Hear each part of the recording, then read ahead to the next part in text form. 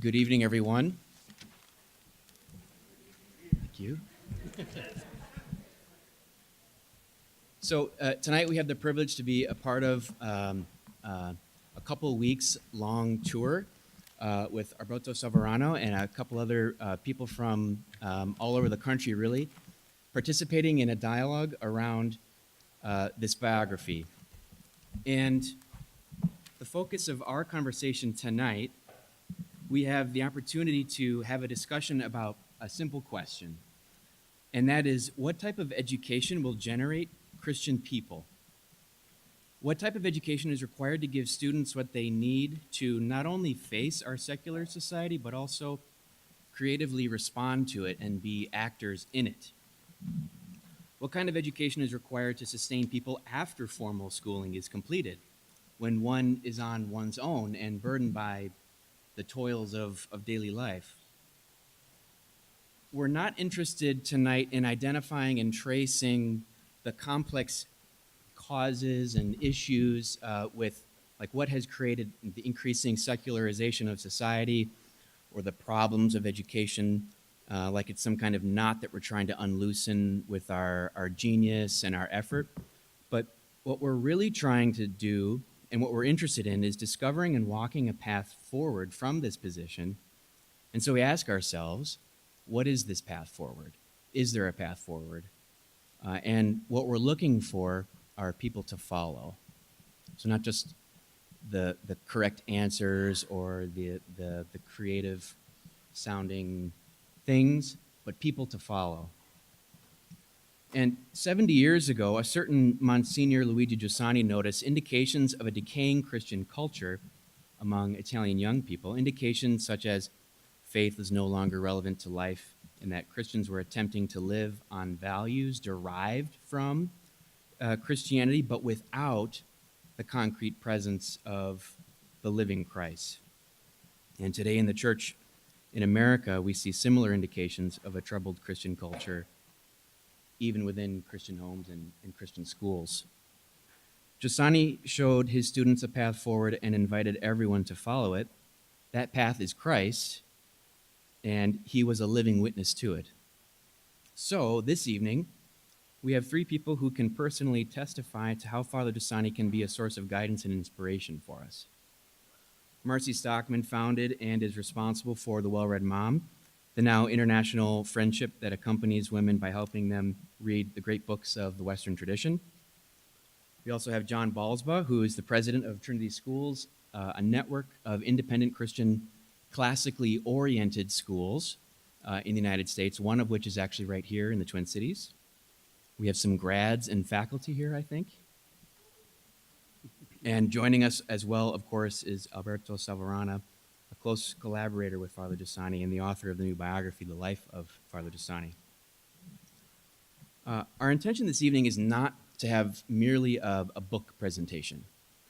Rather, it's to continue an ongoing conversation about how we can respond to the need to be educated and to educate, both in the context of a formal school situation and otherwise, and specifically how Father Giussani helps us in this task. First, we will hear from Marcy and John about the paths that they're each taking as educators and how Father Dasani helps each of them, respectively, in their work. And then we'll have the opportunity to hear from Alberto, from whom we especially benefit from his direct and familiar knowledge with Father Dasani himself. So I'd like to start with Marcy and hear from your perspective. And speaking historically and concretely, how was Well-Read Mom born? Why was it born? What were the circumstances around that? Yeah.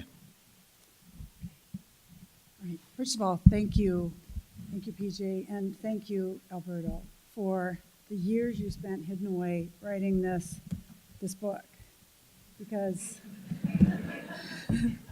you had to piece together letters and notes on the life of Father Giussani when other Italians were watching AC Milan play soccer. You hid yourself away to follow a greater desire, a particular work you were asked to do. And I just want to thank you because of this work. I met Father Giussani through your book, I'm meeting Father Giussani in a whole new way. So thank you. I want to speak how Father Giussani has impacted my life and how that led to starting Wellward Mom, and finally, how faith becomes a culture. Over 20 years ago, I thought that the way to live my faith seriously as a Catholic was to be more pious. So I lived a pious kind of moralism, but I did not live a great love of life. I was blocked by fear. I was afraid. I was afraid of the culture. I was afraid for my children. On page 87, Father Giussani offered advice to those who were living the kind of piety I was living. He said, they needed to go from faithfully practicing piety to the encounter with the person of Christ. Now, these things may seem one and the same thing, but they are not. There is a chasm between the two, because the practice of piety can be the path that leads to Christ, but it can also erect a wall that blocks you. And that's what was happening to me. I was living a piety in a way that was blocking me from a fullness of life. I wanted Christ to be everything, but I was afraid to look at things for fear they would lead me away from the Lord. When Pete and I met some friends of Father Giussani and started to stay with them in the lay movement, Communion and Liberation, we were opened up to a new way of seeing and a new way of living the faith. We met Christ in a people, in the church, and these people were full of life and full of wonder. When I asked our new friends questions about how to live, they would say strange things like, follow your heart, take your desires seriously, or live reality intensely.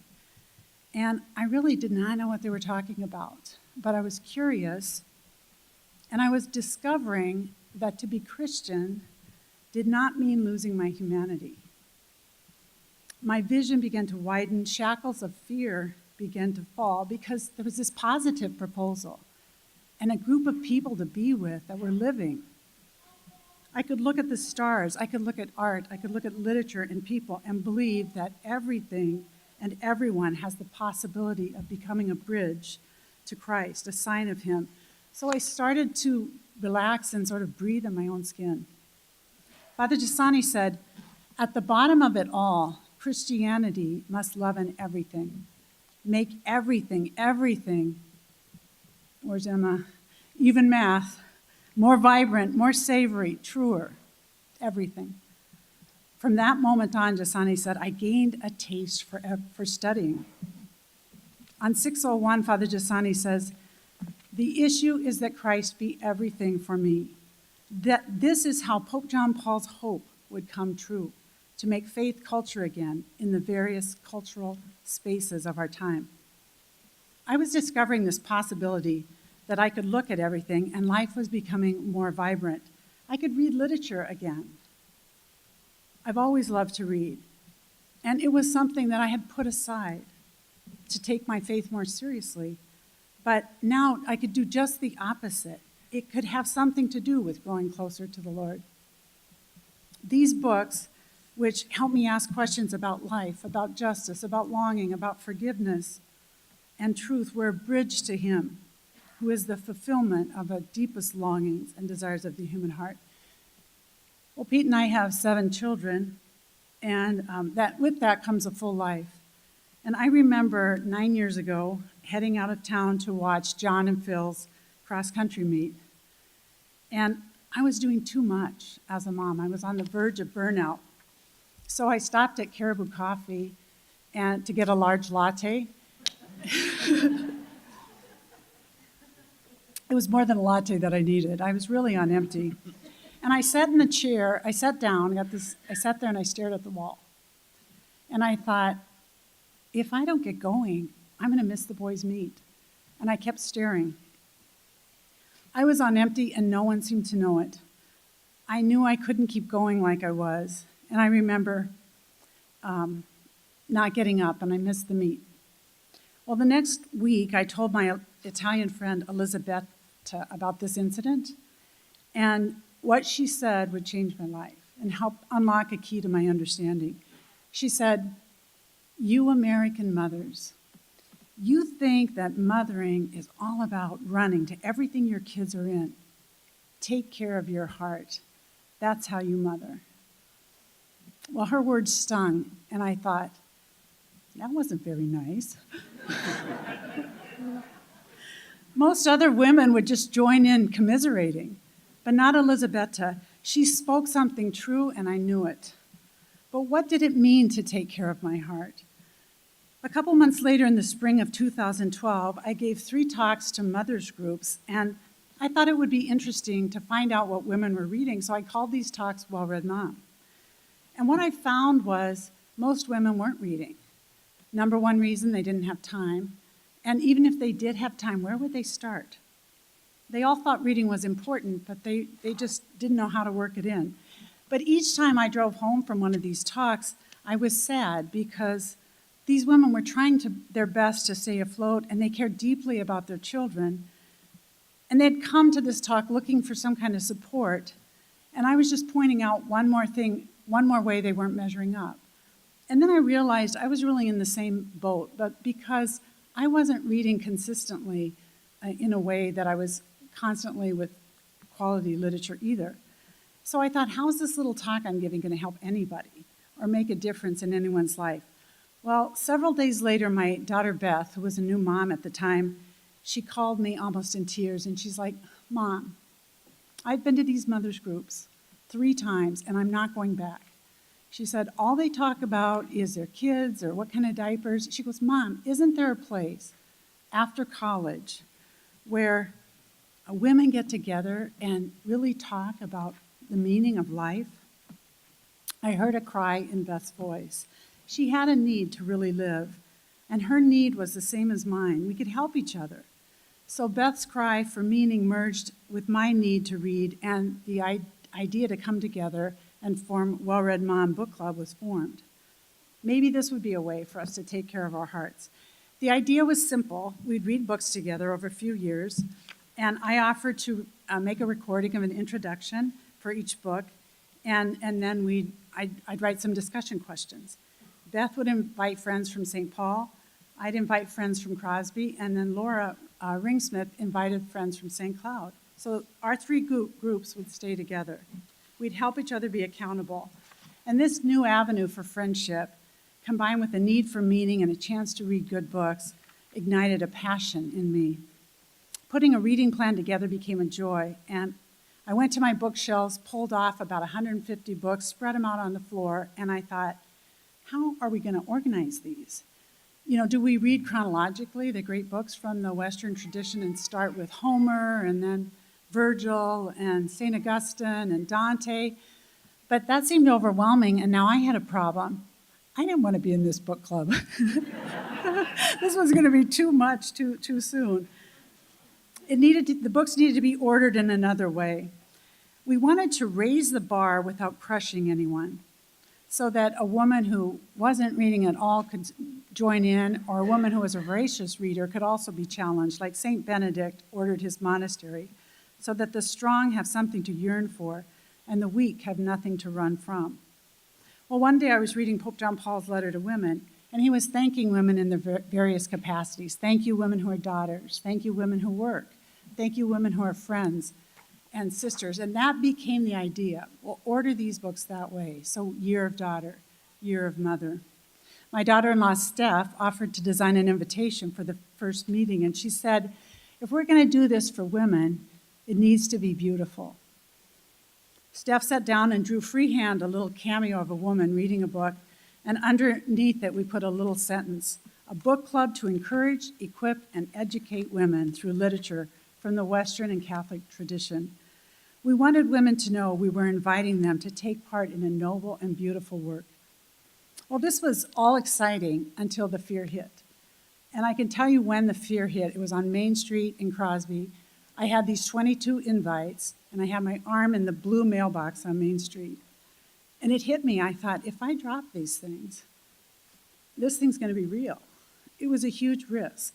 I mean, who did I think I was to invite people to my living room where I would give the talk on the book? And I had to really use my reason.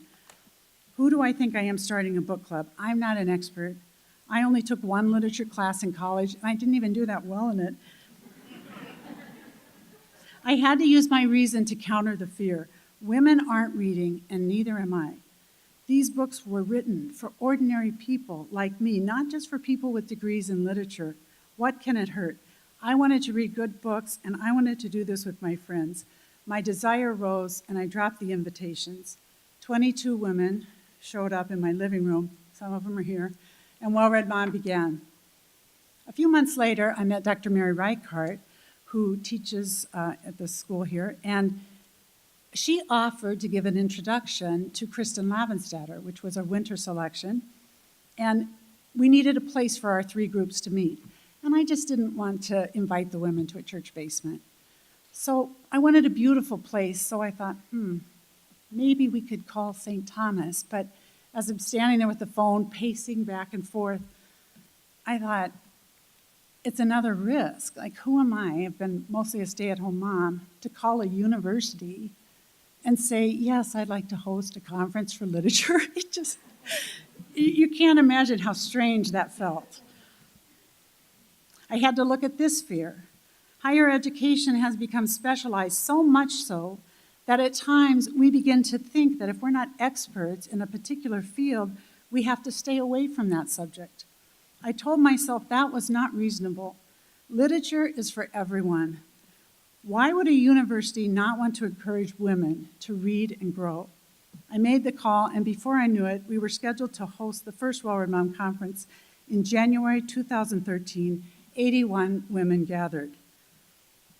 Those women's hearts were just like mine. And a surprising outcome from the conference was that 21 new groups started. The idea was resonating. The following year, Year of Mother, over 200 women in over 60 groups joined us, and it's continued to grow. But with the growth, the load started to become heavy. There were so many emails to send and more expenses because we began to publish materials, and it became clear that we needed to form as a nonprofit. My friend Janelle offered to help me, and there we sat with about 22 different stacks of forms to fill out for this nonprofit. And Janelle said to me, you seem to be kind of down. And I thought, well, Janelle, I am down.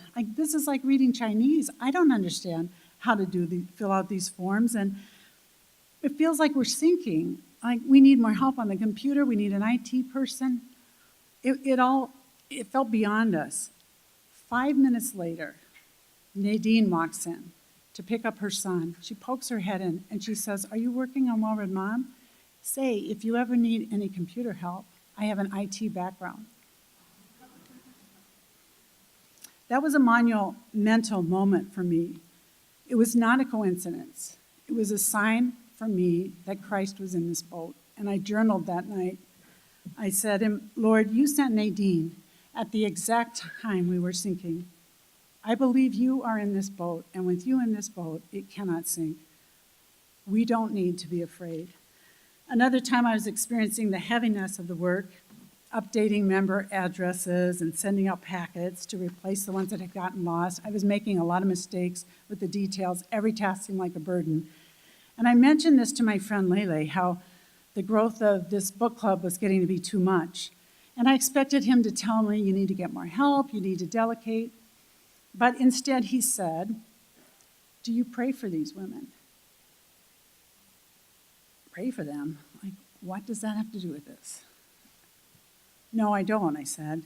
Well, start praying for these women every day. And whenever you can, go visit them. Not because they need to see you, but because you need to see their faces. I took his advice. I started to pray for the women of Well-Read Mom. I started to visit every group I could for me, and it has been a great gift in my life. During one visit, a woman came up to me and said, I'm a research scientist. I've taken 84 tests to get to the level I am at in my career, but this is a new kind of education. She was talking about the education of her heart and cultivating the capacity of her person.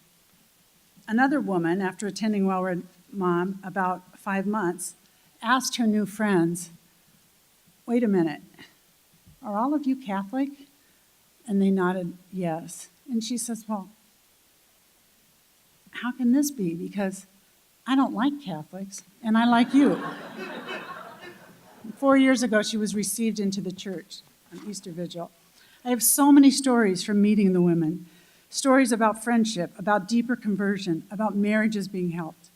And I have my own stories too, like when we were reading Kristen Lavenstatter, I came to see that Kristen, this woman from the 14th century Norway, was shutting her husband out of family life. He had come back, she was angry at him, she had closed her heart to him, and I remember saying out loud even, Kristen, you've got to let him into the family. You've got to open your heart. And then I saw that when my husband comes home from work, he needs to be invited into family life too. I just made that connection. Women have the opportunity to invite their husband into family life. I just had that thought. A couple weeks later, I'm chopping carrots for dinner, and Pete comes in, and he says, Marce, I don't know if I'm imagining this or what, but you sure have been nicer to me lately.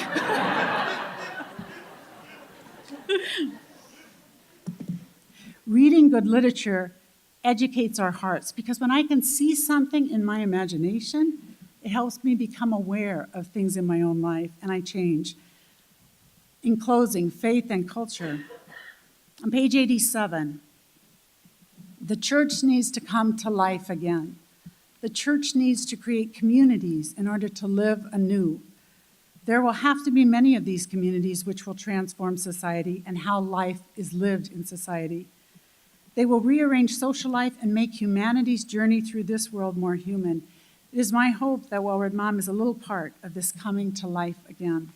Christians must reclaim the task of education, and all of us here are on the front lines of this reclaiming. But there is a catch.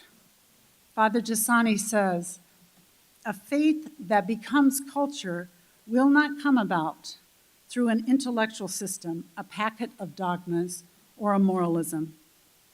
Faith becomes culture not when structures are set up, but when I change, when I experience conversion.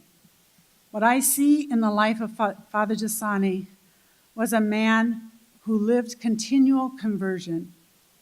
He was crazy in love with life, with people, and with God. He understood that Christianity is an encounter, an unfolding love story of the life with Christ, an event. Father Giussani, pray for us that we may live this love story too.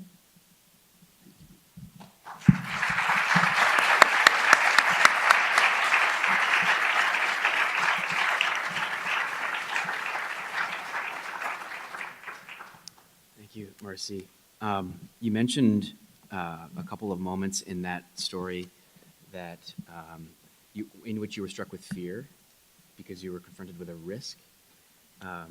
Could you say more about why are risks so scandalous to us? Why are we so blocked in various whatever it is that we're working on?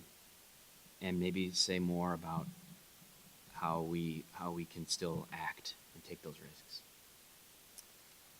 Okay. I think risk is easier or is possible when we know a great belonging to a people, when we're certain of belonging. It's easier.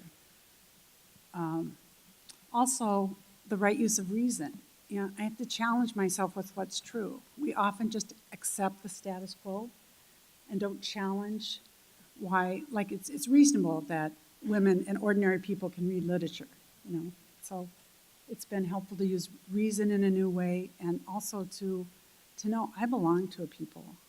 I belong to the church. I'm baptized. It's a real thing. It means something.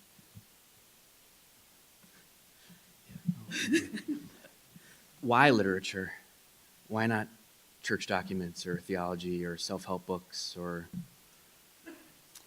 Well, God works through our desires. I've always loved to read, and literature tells a story. So when you read, you're not in control. It's not efficient. It's maybe not, you might think it's not the best use of time. You have to surrender to what that author has written. You have to read slowly. And you're not in control. You don't click here or move away. You receive what that story has to give you. And in that process, you see something. You see how your imagination comes into play, and you can see things. For example, it's one thing to know the Ten Commandments, do not commit adultery. It's another thing to read Anna Karenina and see how disordered relationships affect every level of community life. So you can see truth. We've forgotten, perhaps, that forming our imaginations in a moral way conveys truth. So literature is a good means to do that. Thank you. Father Giussani discovered Christ, let me say just a quick, because it struck a lot me what you said at the end. Described Christ as the center of his life, as the beginning of this story of life through literature. Reading, when he was at 13 years old, the poems by Giacomo Leopardi, a very famous Italian poetry, not Catholic, expression of the modern rationalism that disagree with the church and with Christianity, because he took so care of his humanity that he met in the poetical genius of Leopardi the most profound needs that belong to every human being, needs of beauty, truth, goodness, justice, happiness. So literature was not a particular attitude in order to read, but in order to share and to follow the human genius, through which he realized that Christ is precisely the answer to this human heart. Sorry. John, let's shift over to you there. Or not. When, no, I didn't it's an write the episode biography. so significant. When Giussani started to be priest in Milan in 1950-51, he used to confess many young Catholic people in the parish where he were. And a witness of that time told me, when I did an interview for the biography, that at the end of the confession, after, I hope the absolution and the penitence, he gave to the students he met a book to read. And at the next confession, he asked to them, what about the lecture you did? And that books were, I realized next time, that was a book that Giussani read and studied when he was young, at that guys, in seminary, in order to help them to, what you say, to take their desire seriously. That to say, to take care for their personal heart. Because otherwise, Christ would be the answer to a question that there isn't. This is a discovery that Giussani did when he was a young student in seminary in Milan. And this was a discovery of the life of his life, because he said that for him, Christ is the life of his life. Encountered through his humanity and through the encounters with other humanity, his professor, his companion in seminary. He desired to share this secret of life. And this is the reason why he left a theological career in order to go to teach in a public school in Milan.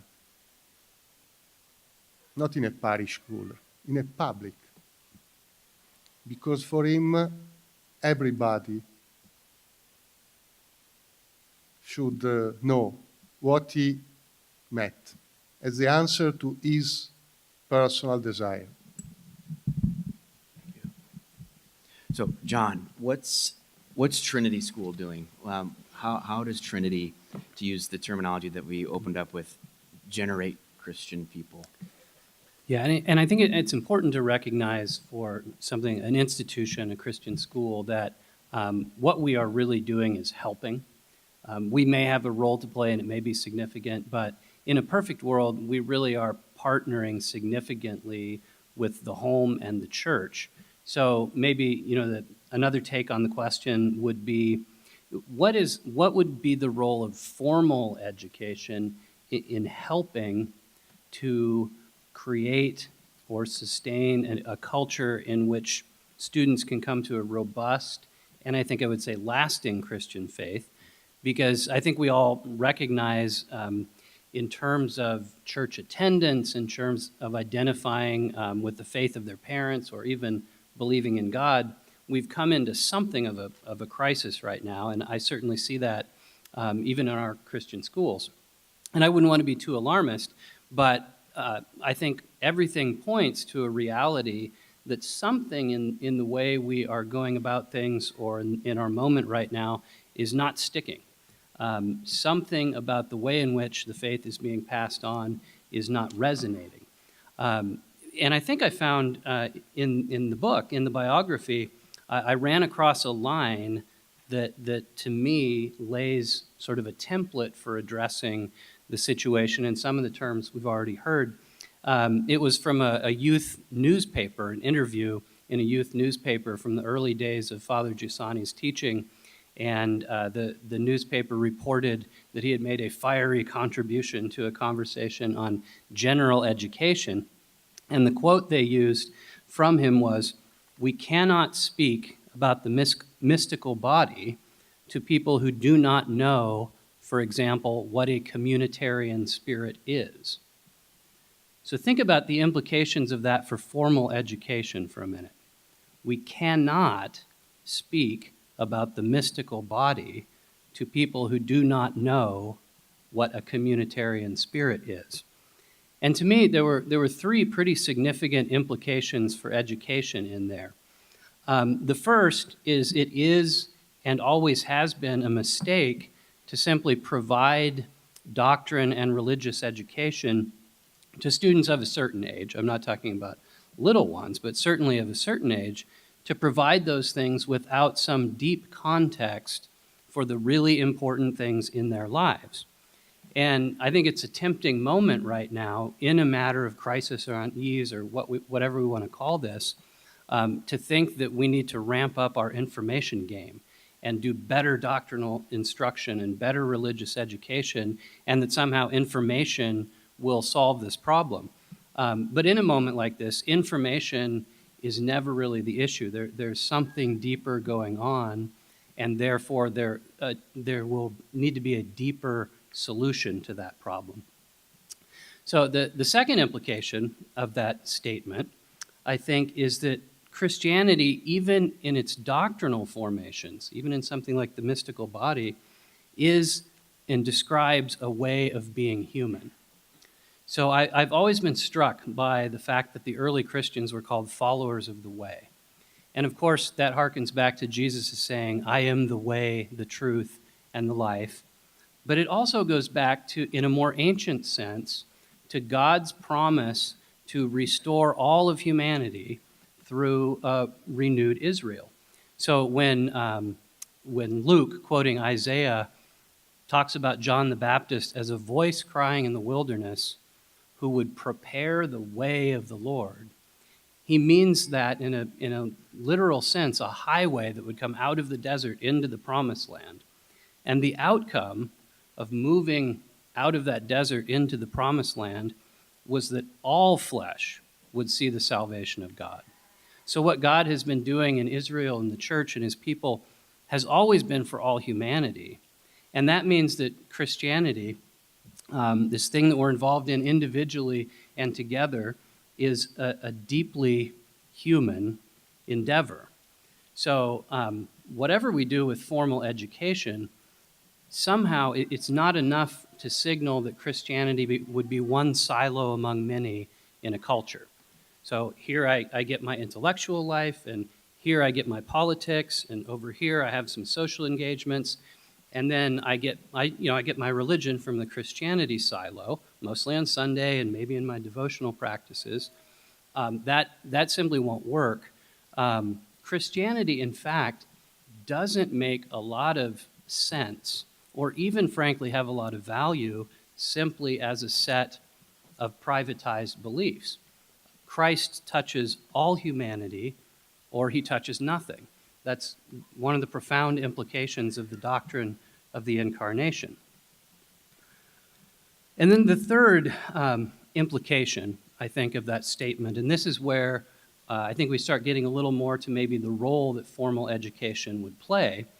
The third implication of this statement and what Giussani says elsewhere about education is that some deep grasp of the human condition is actually prerequisite to understanding Christianity as something other than a set of doctrines or a set of practices.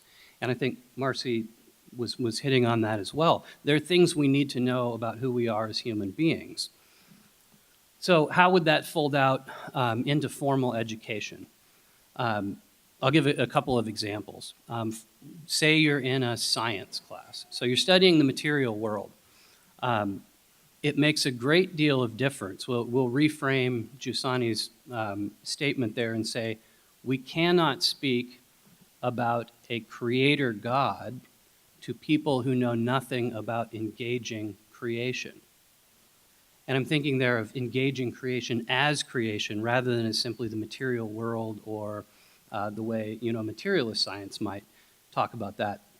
And I'm not talking here about using necessarily the explicit language of religion in every science class or adding a unit on religion and science to your course in order to make it Christian.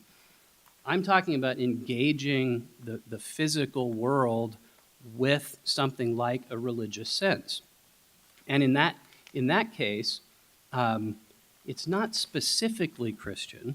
It shouldn't necessarily to experience to the students as a Christian answer to the science problem, but in as engagement with reality that opens them up to something deeper and prepares them to understand the Creator God in a new way, not just as a dogmatic formulation. So we have to do our science classes a little different, I think, if we're going to engage people in this way. And it mainly falls to the teacher to, I think, bear witness to an engagement with creation that's full of wonder and that respects the mystery of the created order, rather than engaging it simply in a materialistic way that's sort of spiritually inert. But it also makes a great difference that we set up our schools in such a way with a pedagogy and a curriculum that doesn't just give them facts to memorize so they can take an AP test and get a good grade and go to college. We have to set up our schools in such a way that they are full of encounters. I'm going to give another example, something from poetry, literature, and how that might play out in a formal educational environment. So again, you might say, using that formula, we can't speak about the Psalms to students who don't know anything about poetry. And I've taught a lot of poetry and a lot of scripture in my time, and most Christian students, raised in a good Christian home, it's not like they've been badly catechized, they tend to come to the Psalms not looking for the cry of the human heart or for a longing for justice or for a time when all will be well or a sense of the divine. They come looking maybe to squeeze out a few comforting lines that would go well in a worship song. But that is, the Psalms are not comforting. They are not safe. They are wild-eyed religious poems that are full of all the fire of humanity. The inspired Word of God, absolutely, but also deeply human. And so if there's a challenge in getting beyond that, we have to find a way to help students overcome that challenge.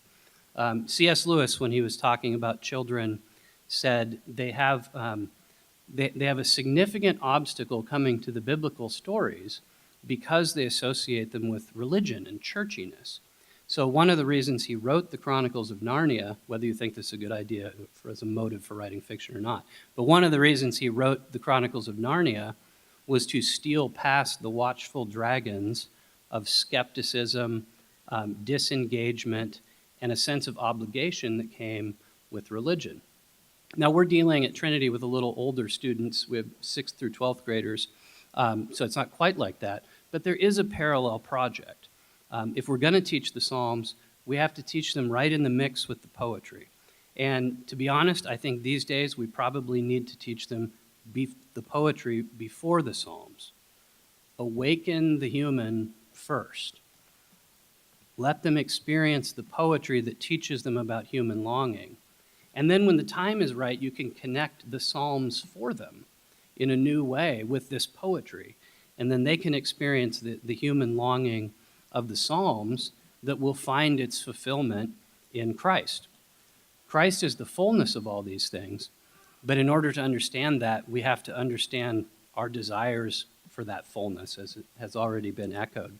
I want to finish answering this question by pointing out sort of the importance of education at this moment. And Giussani understood this very well. And in terms of what Trinity is trying to do to generate Christians, I would say this business about awakening the human is critical. And I saw in Giussani's description here in the biography something in the same spirit of how important these years are.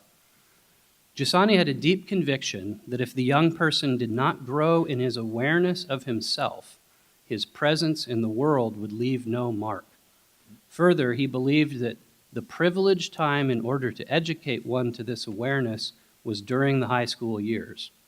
He wrote about it in Young Action in August 1955. They must be reached during those years by the ideal invitations that alone can make them discover others in the world, as the Lord to be served and one's own person to be fulfilled. It is during those high school years that our students must be helped to discover the beauty of commitment. Because if they come to know from 14 to 18 years old only, why should I? A real miracle of conversion will be needed to break that very comfortable life structure.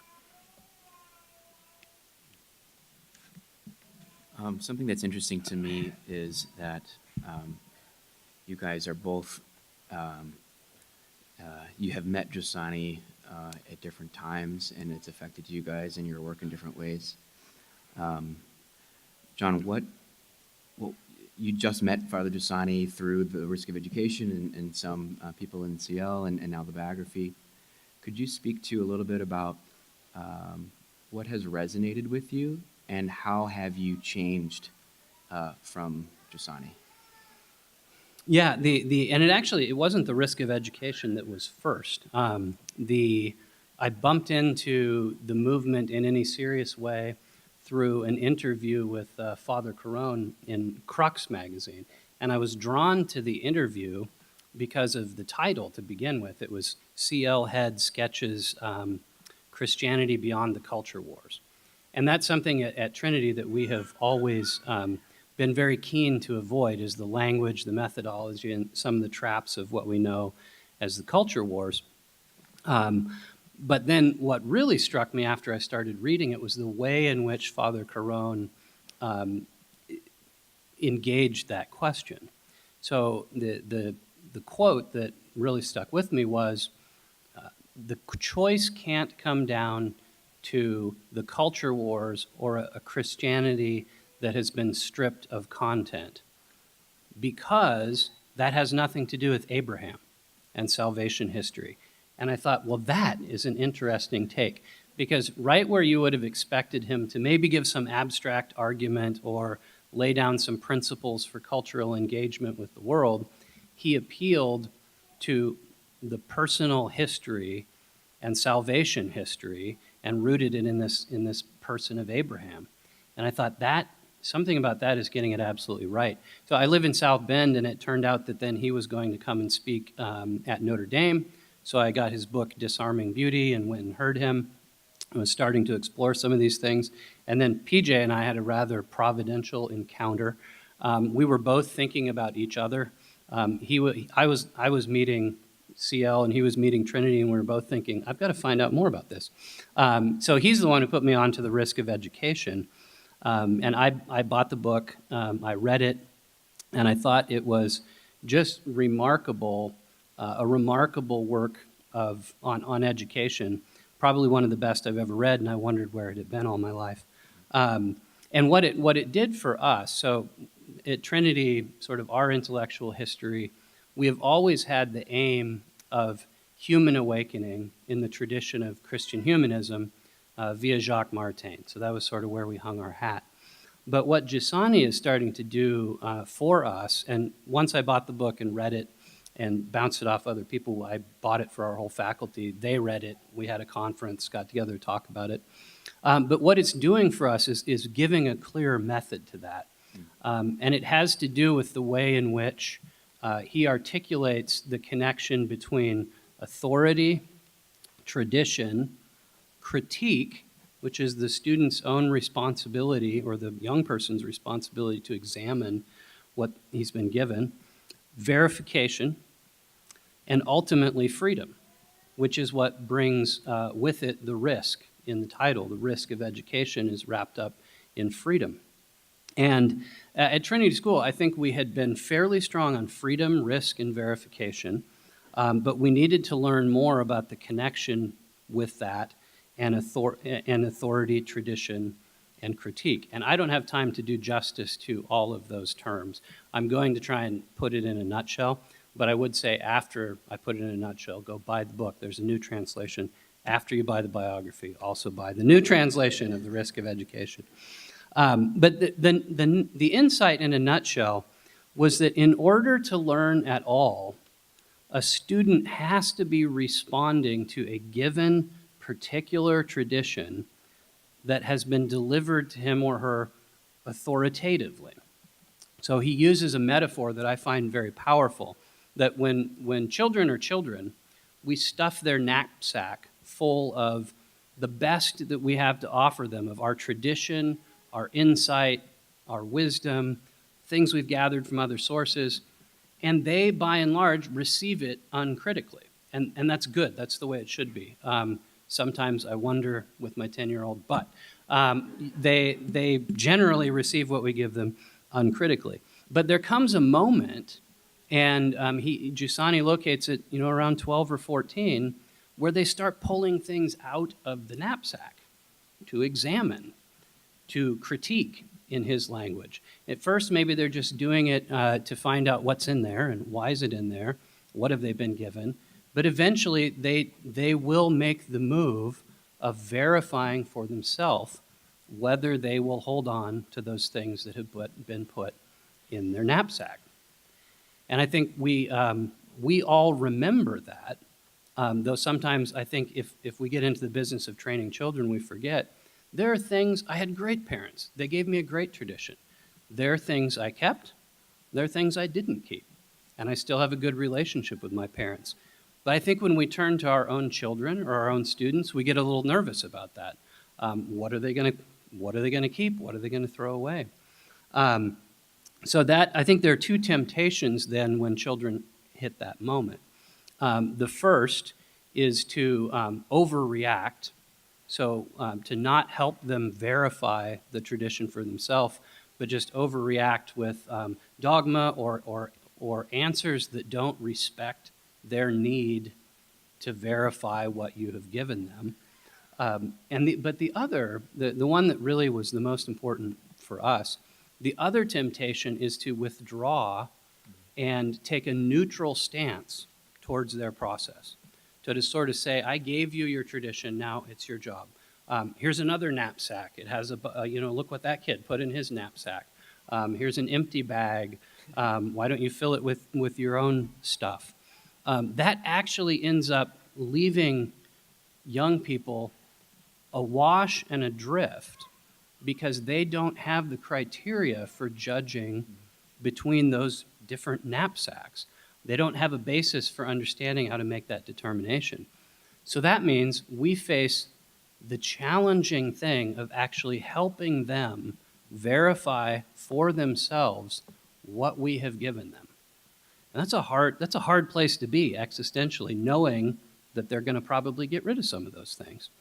So I think we end up needing to thread the needle between respecting their freedom and their need to verify what we gave them, and at the same time continuing to represent the tradition to them, continuing to tell them, this is why I put this in your knapsack. There's wisdom behind this. And I think education then, the formal role that education can play is to, again, come alongside the parents and the church and assist in that process, primarily as a little bit of a more neutral, partner. But we can't be neutral as a Christian school. We have to carry that out and thread that same needle, because increasingly, again, in the midst of this somewhat crisis or unease, it's got to be all hands on deck with threading that needle for our kids. Did you want to say anything more about that, or was it already better? Okay.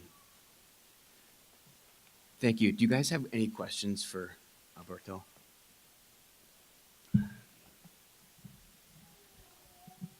More questions than the question they... okay. Alberto, can you tell us about Father Dasani said he got his goodness from his mother and a good deal of intellect from his father. Can you tell us about something you learned about his parents and how they raised him? I could write another book. It was because the childhood of Father Giussani is so important in order to understand the life he did. A childhood means before 10 years, because he went to the seminary to become priest in his 10th year of life. And so the relationship with his parents was so normal as a child, but so exceptional, because already at that time he lived intensely the reality. And he learned a lot from his father and his mother. And for his entire life, he talked about them, because through them, not in terms of theory of doctrine, but in terms of experience, he learned a lot. I just say something. Giussani loved a lot classical music, but he didn't do some particular studies. But he had a father, a socialist, not Catholic, that loves classical music. And can you imagine a baby in the 30s, during the big depression that happened in Italy and Europe at that time, in a house poor of bread, as Cardinal Ratzinger said in the homily during his funeral, that spent the few money they had to invite during the afternoon in Sunday a quartet of musicians to play music. Try to imagine for a baby to have this opportunity, and in order to realize that for his father, the beauty was more important than the bread. And try to imagine this young guy. The first year he went to the seminary. When he went back home for the Easter period, in the morning, walking to the parish with his mother at the very beginning of the day. His mother said, "Look in the sky, the last star, Venus." And then she said, "How great is the world, how beauty is the world, and how great is God." Giussani quoted often these words of his mother to indicate a faith that become culture. Because with this very simple expression, his mother put in connection, in relation, a star, so a very particular aspect of a reality with the totality, with the destiny. Thanks to Giussani that when he was a baby walking on the street with his father, and he said, if my father, when we walk in the street, didn't shake my hand, says to me, "Say good morning," I didn't learn the value of the other. And when I go to sleep, if my mother put upon me the blanket, and then say every night, think to the poor, to think what happens in the world, in the war in China. I didn't learn the sense of the word.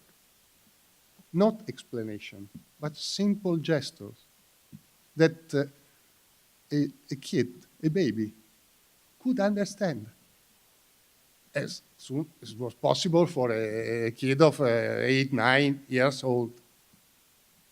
But all the life of Giussani depends on this first experience he had. Was very interesting what you said about the urgency to help the students to awake the human first of all. Giussani said that the most important chapter he wrote in all his entire life and publication is the chapter 10 of the religious sense, maybe the most famous book he wrote. That for him is so fundamental because it's the precondition, the fundamental, the principle, the most important condition in order to understand, he said, Christ. And that chapter starts with an invitation that Giussani put to the students when he was a teacher in high school. I thought to it when you talk about the theme of creation, so important in a Catholic school. What doesn't matter, the creation, the reality, the nature, with faith, with Catholic education? We think this because of dualism that the modernity introduced between faith and life. So faith, it's useful from the clouds up, but not to live, the concreteness of life. So, Giussani, I quote, imagine that you are born and emerged from the womb of your mother. At the age you are now, at this very moment in terms of your development and consciousness. So you are born at 20, 40, 70 years old. If I were to open my eyes for the first time in the instant, emerging from my mother womb, I would be overpowered by the wonder and awe of things as a presence. I would be bowled over and amazed by the stupefying repercussion of a presence which is expressed in current language by the word thing, the things. That is being. The meaning of the reality, concrete reality. This, for Giussani, is the very first step to become human, because all his proposal, all his educational proposal, you asked, what are we really helping? To become human. Giussani desired, suffered in order to help the young people he met, and then the adult he met, to become human. That is, to be aware of themselves. And you can learn this through reality, because there is no other way in order to grow, to become human. Because Giussani discovered Christ as the life of his life in the reality of his personal humanity. Living intensely the reality. And the longing for happiness, for truth, for beauty, for goodness. And his educational proposal is exactly the answer to the crisis of the faith in modernity.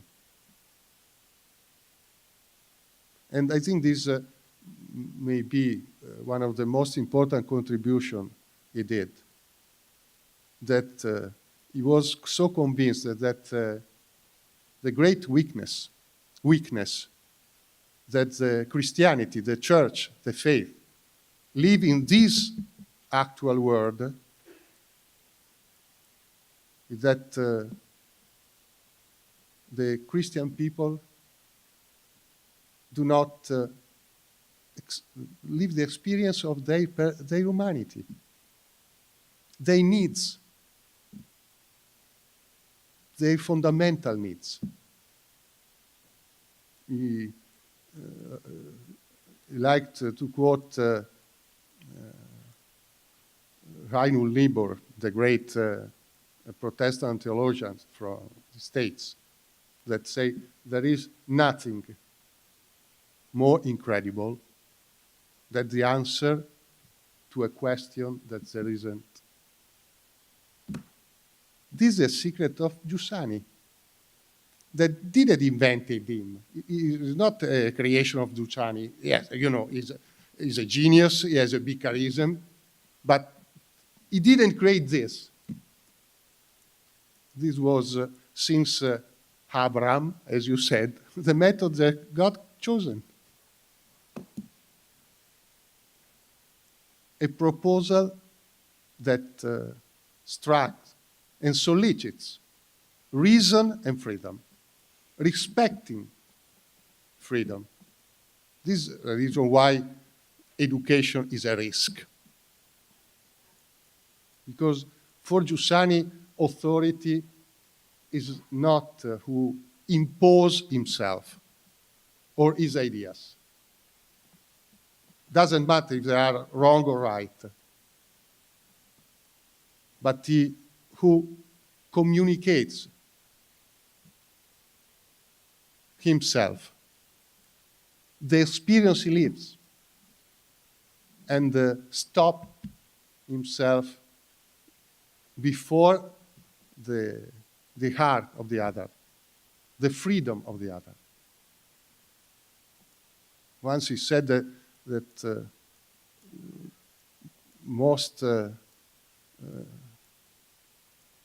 strong experience and suffering for two parents to see their son or daughter that they generate and help to grow, taking a path different from what they desired for him. And he said, many parents love so much their sons, they would block the risk of their freedom to drive them to their destiny. But this would be a violence, because there is no truth that can be imposed, but only accepted.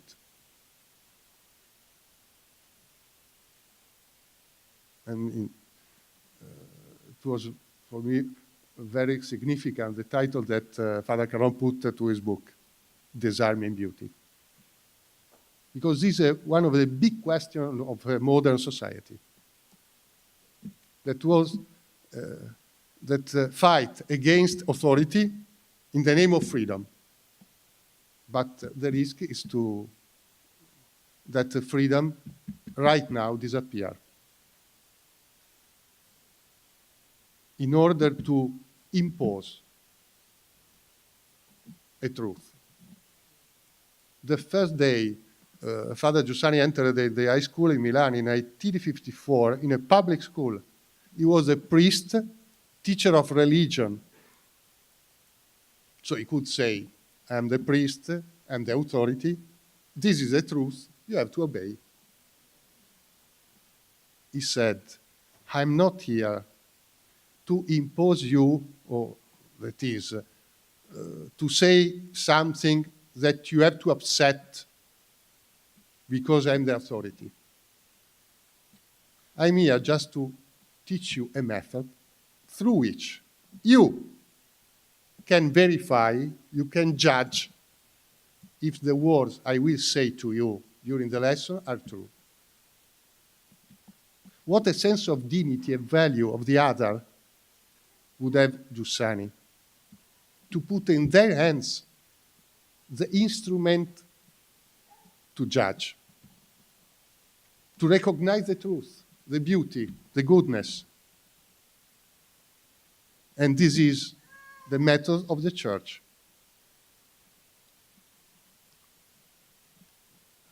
When the two first disciples met Christ, he said, come and see. He didn't say, I didn't say I'm God. Are you attracted by me? Come and see where I live. Stay with me. Share with me life. Because Christianity is a life. It's very interesting that you said, talking about doctrine and better information in a Catholic institution. But then you said, but there is something deeper. Often we forget this something deeper. And suppose that with the sons and daughters, it's a daily risk.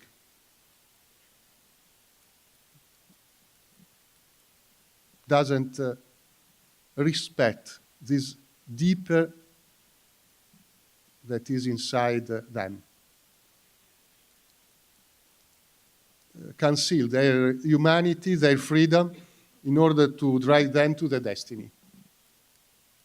But Giussani said, what gave me peace in the classrooms is to realize that there were one God that has a design for their life. And I only help them to recognize it in daily life. That's the reason why many students started to follow Giussani, for this attraction for a better humanity. And then they could understand that Giussani was so different because he felt in love with Christ. And the answer was reasonable for them. Otherwise, Christ would be just a word or a personality of the past, as it was for the student, the Catholic student he met. This was the great vocation of Giussani, to communicate Christ, not as an idea, a theory, a doctrine, a moral, but as a presence, the meaning of life, that the modernity took away from the reality of life. And it's impressive for me that 14 years after his death, there is someone all around the country, this country, that takes seriously his proposal. As I said, you said tonight, in the concreteness of your life, of your responsibility, in the field where you work. Because that of Father Giussani as a method to be human in every situation, in every condition. Doesn't need something particular characteristic or attitude. The only attitude is to be human. Open eyes. Because Giussani fears people that sleep. That is, people that are not aware of their struggle, their longing for life, for truth, for beauty. This is an opportunity, I suppose, for this world, so confused, but searching something. Something, a path forward.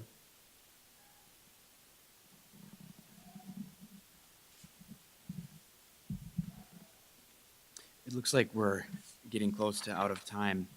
So without saying much more, I just want to say thank you to all of you. It's good to be among friends up here and with you to continue this conversation. We can continue in the hallway here. Stick around a little while. There are copies of the biography. There's also a well-read mom table where you can meet some people. And this is an ongoing conversation. We'd be happy to meet with you if you're interested in Giussani or CL in the coming weeks and months. Absolutely, we want to meet you. So thank you.